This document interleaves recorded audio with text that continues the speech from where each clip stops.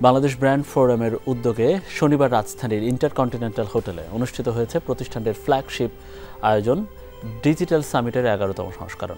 Digital Renaissance innovating for টুমরোস consumer এই প্রতিপাদ্যকে ধারণ করে এবছরের সামিটে ২টি কি-নোট সেশন, ৪টি প্যানেল ডিসকাশন এবং ২টি ইনসাইট সেশন অনুষ্ঠিত হয়।